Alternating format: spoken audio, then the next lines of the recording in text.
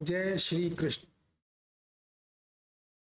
श्री बिहारी जी की बैठक में आपका स्वागत है। भगवान श्री कृष्ण के बारे में कुछ बोल पाना मेरे लिए अत्यंत सौभाग्य की बात है। बड़ी असीम कृपा होती है प्रभु की जब कोई उनका स्मरण भी कर पाता है, और स्मरण कर पाए नहीं के साथ वो बोल भी पाए, उनके बारे में कुछ कह भी पाए, तो ये तो कृपा का भंडार ही भंडार है। अभी मैं मूल विषय पे आता हूँ। एक दिन मेरे मन में ये प्रश्न जागा, भगवान कृष्ण कौन है? अगर मेरा क्वेश्चन ये था कि क्या मैं श्रुतियां या सुनी सुनाई बातों पे यकीन करता हूँ, या जो ग्रंथ कहते हैं सनातन धर्म के, उन्होंने भगवान का जो डिस्क्रिप्शन दिया है उसके आधार पे मैं भगवान कृष्ण को जानता हूँ। कोई भी कहेगा ये तो तुम्हारी कोई बात नहीं है, कथाओं पे और सुनी सुनाई बातों पे यकीन करते हो।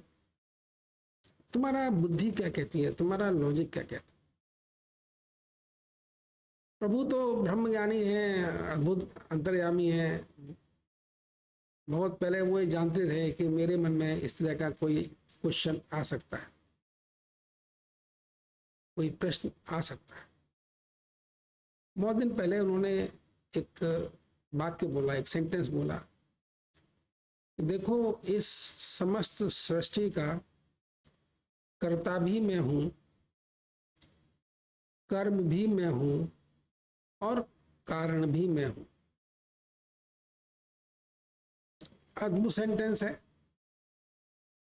स्कूल के दिनों की याद आ गई।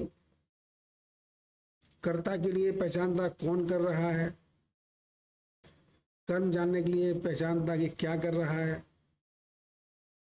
और कारण जानने के लिए किस लिए कर रहा है। ये तीन जब कोई वाक्य हमारे सामने आता था तो हमको ये सिखाया जाता कि भाई इसमें कर्ता, कर्म और कारण जानने के लिए ये तीन क्वेश्चन मार्क लगा दीजिए।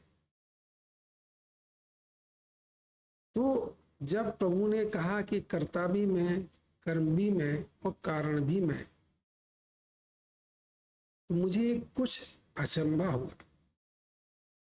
मैंने कहा प्रभु जी मैं ये समझ नहीं पाया, जरा कुछ विस्तार पूर्वक समझाइए। तो बोले देखो तुम अपना उदाहरण लो, तुम्हारी एक फैक्ट्री है, वो फैक्ट्री एग्जिस्ट करती है। इस फैक्ट्री के कर्ता धर्ता कौन हो? प्रभु मैं ही हूं, मैं ही करता हूं। और तुम कर्म क्या करते हो? प्रभु जी मैं इसको चलाने की व्यवस्था करता हूँ, इसमें आने वाली बाधाओं का निस्तारण करता हूँ, समस्याओं का सुलझाता हूँ, आगे का भी देखता हूँ कि आगे क्या समस्याएं आने वाली हैं, उनका प्रबंधन करता हूँ। और तीसरा क्वेश्चन प्रभु जी का, क्यों करते हो? इनका मेरी इच्छा थी, मेरा मन था, इसलिए मैं करता हूँ। बोले जैसे इस फैक्ट्री के कर्ता भी तुम हो, कर्म भी तुम हो और कारण भी तुम हो, ऐसे ही तुम्हारे सामने जो सृष्टि दिखाई दे रही है, अनंत सृष्टि, इस सब सृष्टि का कर्ता भी मैं हूं, कारण भी मैं हूं और कर्म भी मैं हूं। समझ में बात आ गई? थोड़ा शांत भी हो गया, लेकिन वार्ता तो उसे थोड़ी सी बाहर भी बढ़ी।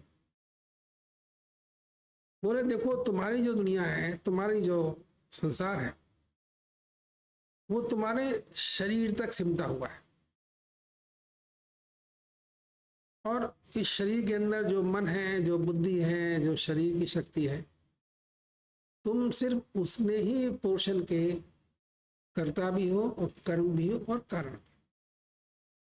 लेकिन इस शरीर से बाहर की जो सृष्टि है, शरीर से बाहर की जो दुनिया है वो मेरी सृष्टि है, उसमें और लोग इन्वॉल्व हो जाते हैं, तुम अकेले नहीं हो, तो वो मेरी सृष्टि का पार्ट है। इसलिए जो तुम शरीर से बाहर तुम जो कुछ भी करते हो या कर रहे हो वो तुम्हारा नहीं है, अपना कहने की गलती मत करो। वो सभी सृष्टि का ही भाग है, उसका भी कर्ता मैं हूं, मैं ही हूं सब कुछ। तुम्हारा अधिकार क्षेत्र तुम्हारे शरीर के अंदर तक निहित है। इसमें तुम्हारा मन आ जाता है, तुम्हारी बुद्धि आ जाती है, तुम्हारा शरीर आ जाता है, तुम जो कुछ भी है, तुम्हारी विचार प्रवाह आ जाता है, चिंतन आ जाता है, जो कुछ भी तुम्हारे शरीर के अंदर हो रहा है, तुम्हारी सीमा रेखा वही है। इससे ऊपर जो कुछ भी है, इससे परे जो कुछ भी है, वो सृष्टि है, और उस सृष्टि का सब कुछ कर्ता कर्म और कारण मैं हूं। मन कुछ क्लियर आ गया, लॉजिकली ये बात समझ में आ गई कि मुझे कृष्ण के बारे में जानने के लिए किसी पुस्तक या सुनी सुनाई बातों की पर जाने की जरूरत नहीं है। मेरे सामने अनंत सृष्टि है, पेड़ है, हवा है, पृथ्वी है, कितना बड़ा सेटअप, कितना बड़ा सेटअप है, आप सोचिए। और जब कुछ व्यवस्था है, कोई सेटअप है, तो इसका कर्ता भी कोई ना कोई होगा ही। बिना किसी कर्ता के इतना बड़ा सेटअप कैसे बन सकता है? और जब इतना बड़ा सेटअप है, एग्जिस्ट कर रहा है, तो उसमें कर्म भी नित्य प्रति हो रहे हैं, बहुत बातें हो रही हैं, लोग कर रहे हैं, और बहुत कुछ प्राकृतिक घटनाएं, मानवीय घटनाएं हो रही हैं, तो कर्म भी हो रहे हैं। तो इसका मतलब कर्म का सब कोई ना कोई तो जिम्मेदार है, कर्म कर रहा है। और फिर थर्ड आ गया कारण, तो भाई कारण भी कोई ना कोई होगा ही, कारण प्रभु की इच्छा होगी, जो भी होगा। लेकिन ये बात समझ में आ गई कि कृष्ण कौन है, वो है इस पूरी सृष्टि के कर्ता, इस पूरी सृष्टि के कर्म, और इस पूरी सृष्टि के कारण। अगर मैं अपने शरीर से बाहर कुछ भी करने की चेष्टा करता हूँ, कुछ बोलने की चेष्टा करता हूँ, कुछ भी है, वो सब वही है, उन्हीं की कृपा है, उन्हीं की दुनिया है, ये दुनिया उनकी है। मेरे अंदर की दुनिया मेरी है, मैं अपने कर्मों के लिए जिम्मेदार हूं, लेकिन इस शरीर से बाहर की दुनिया कृष्ण जी की ही है, और यही कृष्ण जी का परिचय है।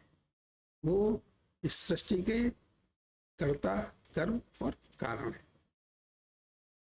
अगर मैं अपने शरीर से परे कुछ करना चाहता हूं, तो मुझे उनकी अनुमति की आवश्यकता है। और वो इस सृष्टि के नायक अगर अपने बारे में मुझे कुछ बोलने की अनुमति दे रहे हैं, तो ये उनकी परम कृपा ही है।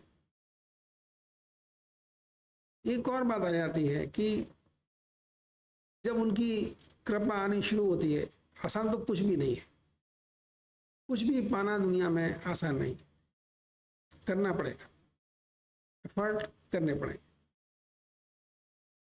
प्रभु की कृपा समझने के लिए प्रभु के पास जाने तक बहुत कुछ करना पड़ता है। लेकिन जब प्रभु को आप समझ जाते हैं, प्रभु की माया, प्रभु की गति, प्रभु का कर्म सिद्धांत जब कुछ समझ में आना शुरू हो जाता है, प्रभु कैसे कार्य करते हैं जब समझ में आना शुरू हो जाता है, तो मन में आनंद की हिलोरें उठनी शुरू हो जाती है, जिधर भी देखो। अब ये प्रभु की अनुकंपा है, प्रभु जी की, जिधर भी देखो, तुम जिस आदमी को देखो, जिस महिला को देखो, जिसको देखोगे तुम्हें लगेगा अरे इसके अंदर प्रभु ही है, ये जो एक्शन ले रहा है, जो कर्म कर रहा है, वो सब प्रभु ही कर रहे हैं, सबके अंदर प्रभु ही विराजित है। इसलिए चाहे वो मानवीय रचना हो, चाहे वो प्राकृतिक रचना हो, सब प्रभु का ही बनाया हुआ है। और यही बात समझ में आने के लिए बहुत समय लग जाता है।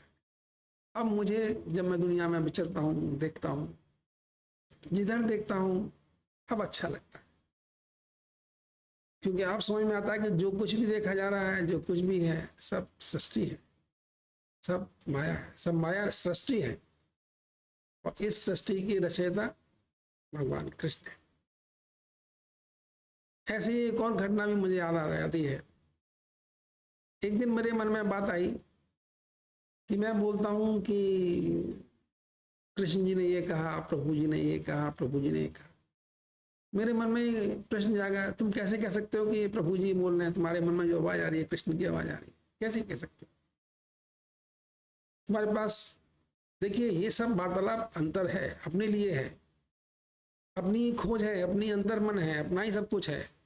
सब कुछ मैं ही हूं ना, इसलिए सब कुछ मेरे आसपास घूमता है दुनिया में। तो एक क्वेश्चन मेरे अंदर जागृत हुआ कि भाई तुम कहते हो कि मैं, मतलब मन में तुम ये समझो बैठे हो कि तुम कृष्ण को सुन रहे हो, तुम्हारे अंदर जो क्या आवाज आ रही है, जो तुम सीख पा रहे हो कृष्ण की वजह से, तो तुम्हें कैसे कह सकते हो? फिर प्रभु की, फिर आगे, यार वो तो बहुत आगे की सोचते हैं। पहला सेंटेंस जब मैंने अपने अंदर सुना, उसमें एक इंट्रोडक्टरी लाइन थी। पहली लाइन, मैं नारायण हूं। मतलब उन्होंने अपना परिचय पहले सेंटेंस में ही दे दिया कि जो मैं बोल रहा हूं तुम्हारे अंदर, मैं नारायण। बस मेरा मन अब क्लियर हो गया। किया उन्होंने तो पहले बता दिया था कि वो बोल रहे हैं नारायण, तो वही बोल रहे हैं अंदर। और फिर एक बात में एक और बात बोल देते हैं, तुम मत समझना कि तुम्हारे अंदर ही नारायण है, नारायण तो सबके अंदर है, तुम कोई अनोखे इंसान नहीं। लेकिन इतना है कि नाम जप के द्वारा शुद्ध और सात्विक जीवन जीने के द्वारा तुमने अपनी चेतना शक्ति को, जो तुम्हारी शक्ति है, उसको स्लोली स्लोली अंतर्मुखी कर लिया है। जो बाहर गुमी थी, बाहर घूमती थी, भटकती रहती थी, उसकी भटकन थोड़ी कम हो गई है। इसलिए तुम मेरी आवाज सुन पा रहे हो। मैं तो सबको सुलभ हूं भाई, ये मत सोचना कि मैं तुमको ही सुलभ हूं। हर कोई मेरी आवाज सुनता, मैं सबका ही हूं ना, तुम्हारा अकेले का नहीं, मैं सबका हूं। लेकिन मेरी आवाज सुनने के लिए, मेरी कृपा पाने के लिए थोड़ा सा अपने आप को, जो निरर्थक कर्म है, जिनके बगैर भी तुम्हारा काम चल सकता है, जिनका तुम्हारे लिए कोई उपयोग नहीं है, उनसे बचते बचाते अपने जीवन को एक दिशा में दो, एक दिशा में ले जाओ। और उस दिशा का पहला सिद्धांत यही है कि तुम अपने आप को, अपनी शक्ति को, अपनी चेतना शक्ति को थोड़ा स्थिर करो। हंस पड़ते हैं, तुम नहीं कर पाते, इसके लिए तो गुरु की कृपा ही चाहिए, वो मैं ही कर पाऊंगा। तुम कर पाते तो कर ही लेते, फिर तुम्हें मेरी आवश्यकता क्या थी, तुम कर ही लेते भाई। तो ये भी मैं ही कर पाऊंगा, वो ही कर पाएंगे। प्रभु की कृपा है, मेरे लिए असीम सुखकारी है कृष्ण का नाम, कृष्ण की चर्चा, कृष्ण का चिंतन। और कभी जब मन करता है तो अपनी चेतना शक्ति को कभी वृंदावन ले जाता हूँ, बांके बिहारी जी के दर्शनों में, कभी बद्रीनाथ में जाके बैठ जाता हूँ अलकनंदा के तट पर, भगवान कृष्ण की इस मंदिर को निहारता हुआ, क्योंकि मुझे विश्वास है कृष्ण यहाँ पे हैं। ऐसे तो कृष्ण सब जगह है, जहाँ तुम पुकारोगे तुम्हारी शादी आ जाएंगे। जैसे कल से मैं एक अजीब सी आनंद की महसूस कर रहा हूँ, क्योंकि मुझे लगा कि कृष्ण के लिए मैं बद्रीनाथ क्यों जाऊँ? अपनी चेतना शक्ति को, अगर मुझे कृष्ण को ही दर्शन करना है तो मुझे बद्रीनाथ जाने की जरूरत क्या है? मैं अपने बगल ही महसूस कर लेता हूँ कृष्ण जी बैठे हुए हैं। भाई जो बात मैं बद्रीनाथ में जाके समझना चाहता हूँ कि भगवान सामने बैठे हैं, तो अभी समझ लो कि भगवान सामने बैठे हैं। क्यों बद्रीनाथ क्यों जाते, कहीं भी क्यों जाते? सामने मान लो कि भगवान बैठे, सामने फील करो कि भगवान बैठे, सामने महसूस करो कि भगवान बैठे हैं। तो अंदर एक बुद्धि तत्व है ना, होता है तुम कल्पना है। दूसरा जवाब था, कल्पना क्या नहीं है? तुम ये बता दो कि इस संसार में ऐसी क्या चीज है जो कल्पना नहीं है? यथार्थ है क्या? किसको पता है यथार्थ? यथार्थ तो कोई जानना ही नहीं चाहता है, कोई यथार्थ में रहना ही नहीं चाहता, सभी तो कल्पना है भाई। तो अगर किसी कल्पना से तुम्हारा मन प्रफुल्लित हो उठता है, तुम्हारे शरीर में आशा और उत्साह का उल्लास मन जागृत होती है, तुम्हारा शरीर पूर्णतः शांत रहता है, मन प्रसन्न रहता है, तो ऐसी कल्पना करने में क्या नुकसान है भाई? इसमें किसी का क्या खर्चा हो रहा है? ना पैसा खर्च हो रहा, ना कहीं जाना पड़ रहा, कुछ करना पड़ रहा। कृष्ण मेरे बगल में बैठे हैं, सोच लो मुस्कुरा रहे हैं तो मुस्कुरा रहे हैं। और भक्ति शिरोमणि मीराबाई जी कृष्ण के इस संपर्क को पकड़ पहुंच गई नहीं, वो जानती थी कृष्ण साथ बैठे, इसलिए वो हमेशा कृष्ण को रखती थी अपने पास। लेकिन जब कृष्ण आपके पास आ जाते हैं, जब कृष्ण की कृपा आपके आसपास विचरती है, आपके आसपास भ्रमण करती है, फिर आप उससे बाहर नहीं निकल सकते। कुछ आपको अच्छा लगेगा ही नहीं, क्योंकि आप जानते हैं सब मिथ्या है, किसी चीज में कोई दम नहीं है, जो मिला है सो बिछड़ेगा, जो आप पाया है सो खोएगा, सब ही नहीं जाने वाला है भाई। मुस्कुरा लेते हैं, खुश हो लेते हैं, प्रसन्न हो लेते हैं, क्या नुकसान है? और कृष्ण साथ में है, इस सृष्टि भी उन्हीं की है, इसलिए आप ऐश्वर्य भी कर सकते हो, तो मालिक तो साथ ही बैठा है। फिर एक मेन चीज आ जाती है कि भाई सब कल्पना है, तो यथार्थ क्या है? यथार्थ है मैं और कृष्ण, नर और नारायण, ये यथार्थ है। मैं हूं और नारायण, यही दो रहने वाले हैं, बाकी कुछ रहने वाला नहीं। एक दिन जब शरीर छूट जाएगा तो क्या जाएगा? कुछ नहीं होने वाला, सब ही रहने वाले। लेकिन नर और नारायण, नारायण अगर पास में है और मैं तो हूं ही, इन दोनों की जोड़ी हमेशा साथ रहने वाली। ध्यान रहिएगा, मैं ऐसा समझता हूँ, मेरी ऐसी मान्यता है, और मैं प्रसन्न हूँ सोच के कि मैं रहूंगा हमेशा और नारायण हमेशा मेरे साथ रहेंगे। बाकी संसार की जो दृश्य जगत है, जो परिवर्तन है, वो परिवर्तनशील है। जो कल था सो आज नहीं, जो आज है सो कल नहीं होगा। बेटर है कि हम प्रभु के चरणों में बैठें, और एक उपाय है कि उनका नाम जप होगा तो प्रभु अपने आप आपके पास आ जाएंगे। लेकिन समय के साथ साथ धीरे धीरे करके थोड़ा धैर्य रखना होगा, प्रभु पर विश्वास करना होगा, और विश्वास करे ना करे नाम जप भी कर ले, अपने आप सब आ जाएगा। हरे राम राम राम हरे हरे, हरे कृष्ण कृष्ण कृष्ण हरे हरे।